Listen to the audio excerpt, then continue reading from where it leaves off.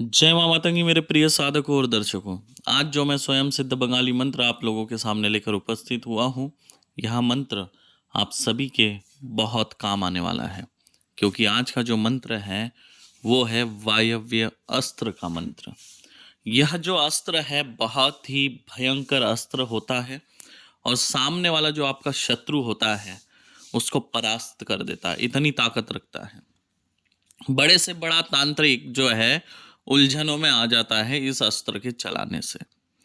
क्योंकि जब कोई तंत्र वार करना होता है और तंत्र वार करने से पहले अगर आपने इस अस्त्र को चलाया और उसके बाद आपने कोई भी दूसरे अस्त्र चलाए तो उसको कुछ समझ में नहीं आएगा। क्यों नहीं आएगा? क्योंकि ये जो अस्त्र है भयंकर आंधी तूफान के साथ एकदम से अंधेरा ले आता है।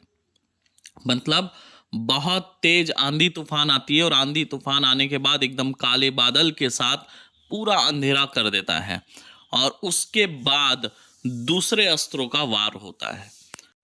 जब देवता और असुरों का युद्ध होता था तो उस समय जो है अगर सामने बहुत भयंकर असुर है, उसके पास बहुत ज़्यादा शक्ति होती थी और उस समय क्या होता था कि देवी देवता जो है वायव्य अस्त्र चला देते थे और वायव्य अस्त्र चलते ही एकदम से भयंकर आंधी तूफान के साथ अंधेरा हो जाता था और उसके बाद दूसरे अस्त्रों से प्रहार किया जाता था। मतलब जो दूसरे अस्त्र आ रहे हैं, अंधेरा होने की वजह से, आंधी तूफान होने की वजह से आंखें बंद होती थी या फिर कुछ दिखाई नहीं देता था। तो उस अवस्था में जो दूसरे अस्त्र आ रहे हैं उसको वो रोक नहीं पाता था और वो अस्त्र जाके सीधा उन असुरों को लग जाते थे। इससे जो है बड़े से बड़ा असुर जो है परास्त हो जाता था, बड़े से बड़े असुरों को जो है धूल चटाई जाती थी। तो इस मंत्र का आप अपने जीवन में कैसे प्रयोग करोगे ये याद रखिए। जैसे मान लीजिए आप कोई भी अस्त्र चला रहे हैं, जैसे चंद्रहास अस्त्र चला रहे हैं, पिनाक अस्त्र चला रहे हैं या कुंटा अस्त्र चला रहे हैं। अस्त्र चलाने से पहले अगर आप इस अस्त्र को चलाएंगे और उसके बाद अगर कोई भी दूसरा अस्त्र चलाएंगे तो जो आपका शत्रु होगा जिसके ऊपर आपने टारगेट किया है, ये अस्त्र जो है दूसरे वाले वो जाकर लग जाएंगे। जैसे पिनाक अस्त्र, कुंटा अस्त्र, फरसा अस्त्र, जो भी आप अस्त्र चलाओगे वो सीधा जाके आपके शत्रु को टारगेट करेगा। इस अस्त्र को चलाना बहुत ही आसान है। आप भभूत लेकर भी मंत्र पढ़ के जिस दिशा में आपका शत्रु है उस तरफ फूंक सकते हैं या फिर धूल उठाकर भी मंत्र पढ़ के उस तरफ फूंक दोगे तो जो है आंधी तूफान के साथ भयंकर अदृश्य रूपी अस्त्र जो है उसको घेर लेगा। उसके बाद आप पिनाक अस्त्र, कुंटा अस्त्र जो भी चलाएंगे, जो भी तांत्रिक है या जो भी आपका शत्रु है वो जाके उसको टारगेट करेगा। अच्छा, दूसरी बात, अगर किसी व्यक्ति के शरीर पे भयंकर रोग है और वो ठीक नहीं हो रहा है, कोई भी अस्त्र आप चला रहे हैं और अगर वो अस्त्र काम नहीं कर रहा हो, जैसे पिनाक अस्त्र काम नहीं कर रहा, कुंटा अस्त्र काम नहीं कर रहा, त्रिशूल अस्त्र अगर काम नहीं कर रहा, सुदर्शन चक्र अगर काम नहीं कर रहा हो, तो उस समय आप जो सामने रोगी है उसके ऊपर सबसे पहले वायव्य अस्त्र चलाएंगे और वायव्य अस्त्र चलाने के बाद आप कुंटा अस्त्र चलाओ, चाहे सुदर्शन चक्र चलाओ, चाहे पिनाक अस्त्र चलाओ, चाहे त्रिशूल अस्त्र चलाओ, सब काम करेगा। ये होता है। क्योंकि देखिए देखिए ये जो है ना बहुत ही गहरा रहस्य है और इस रहस्य को एक अनुभवी साधक ही आपको बता सकता है कि किस तरह से, किस समय पे किस अस्त्र का वार करना चाहिए, कैसे अस्त्रों का प्रयोग लेना चाहिए, उसका फायदा क्या होता है, साइड इफेक्ट क्या होता है, ये जानना जरूरी है। देखिए अस्त्र का हमारे शरीर पे भी असर पड़ता है और आगे वाले के शरीर पे भी पड़ता है। तो ऐसे कुछ अस्त्र है लेकिन उसके बारे में जानकारी होनी चाहिए। ऐसे जो अस्त्र रहेंगे उसके बारे में मैं आपको समय समय पर बताऊंगा कि क्या सावधानी रखना है। आजकल जो है कुछ साधक जो है हमारे पास आते हैं जिनको तंत्र मंत्र का एबीसीडी का ज्ञान भी नहीं है। कितना? एबीसीडी का भी।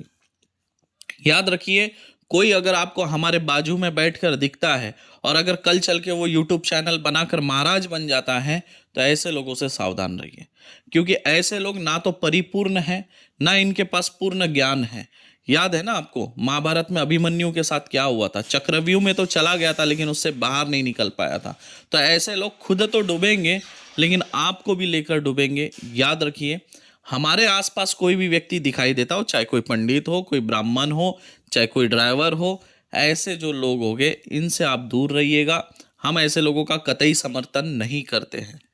कुछ लोग आते हैं माइक पकड़ के स्टेज पे हमारे बाजू में बैठते हैं, सेवा देने के नाम पर आते हैं, बाद में यूट्यूब चैनल बनाकर आप लोगों को गुमराह करते हैं। याद रखिए, कुछ हमारे ऐसे साधक हैं जिनके पास हमारी मंत्र शक्ति है, मंत्र विद्या दी हुई है। उसी में से ऐसे कुछ लोग हैं जो मंत्र के माध्यम से आप लोगों का काट करते थे और हमने अनुमति भी दी थी करो करके। लेकिन गलत तरीके से जब दूसरों को भ्रमित करोगे, गलत तरीके से लोगों को तंत्र के नाम पर लूटोगे तो हम नहीं छोड़ेंगे। तो आप याद रखिए, जितने भी हमारे सब्सक्राइबर हैं, कोई पंडित जी थे हमारे बाजू में बैठते थे माइक लेकर, है ना, उम्र काफ़ी कम है, और कोई प्रेमी करके, कोई संस्कृत प्रेमी करके था, तो उसने चैनल बनाया हुआ है। उससे आप लोग सावधान रहिएगा, क्योंकि उसको हमने जितनी भी बंगाली मंत्र के विद्याओं का जो ज्ञान दिया था उसको हमने किलित कर दिया है। ना तो वो अब मंत्र के माध्यम से आप लोगों का तंत्र काट कर सकता है और ना उसके पास कोई शक्ति है। तो उससे आप लोग सावधान रहिएगा। और जितने हमारे सब्सक्राइबर्स ने उसको सब्सक्राइब किया हुआ है, तो आप सब लोग उसके चैनल को अनसब्सक्राइब करेंगे, जितने भी हमारे सब्सक्राइबर हैं। ये हमारा आदेश है गुरु के नाते। और याद रखिए, शॉर्टकट रास्ता जो होता है ना, जीवन में गलत रास्ते पे लेकर जाता है।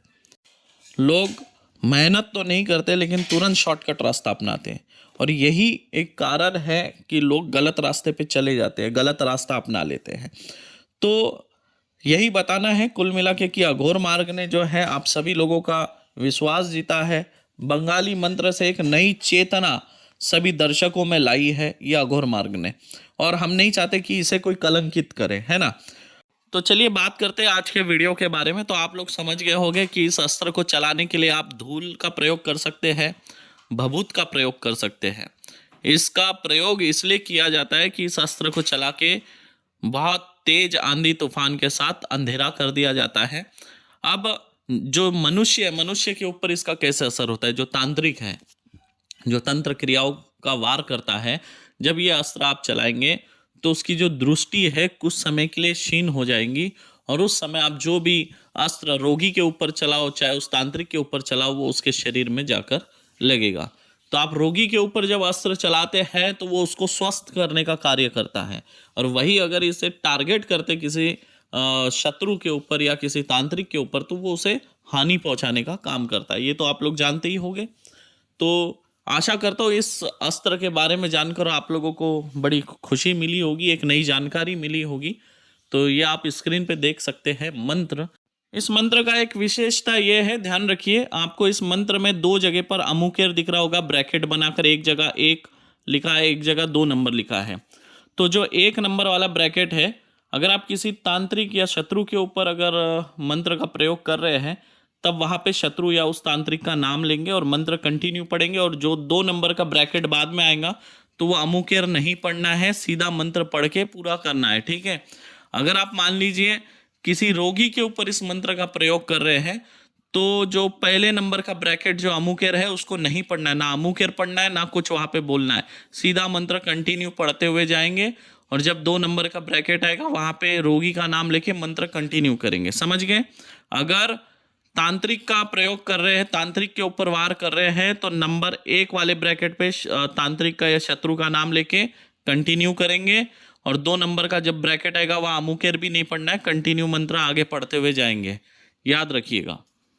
कमेंट करके जरूर बताएं ऐसे छल करने वाले, कपट करने वाले शिष्यों के साथ क्या करना चाहिए, और ऐसे शिष्यों का क्या आप लोग समर्थन करते हैं जो गुरु के साथ द्रोह करते हैं, गुरु आज्ञा का अवहेलना करते हैं, गुरु आज्ञा का पालन नहीं करते हैं। ऐसे गुरुद्रोही शिष्यों के बारे में कुछ शब्द आप लोग जरूर लिखकर जाए, और याद रखिए ऐसे शिष्य जो गुरु के नहीं होते वो आपके क्या होंगे। तो आशा करता हूँ आज का वीडियो आप लोगों को अच्छा लगा होगा। फिर मिलूंगा किसी और वीडियो में, तब तक के लिए आप सभी को जय माँ मातंगी, जय माँ छिन्नमस्ता, जय माँ बगलामुखी।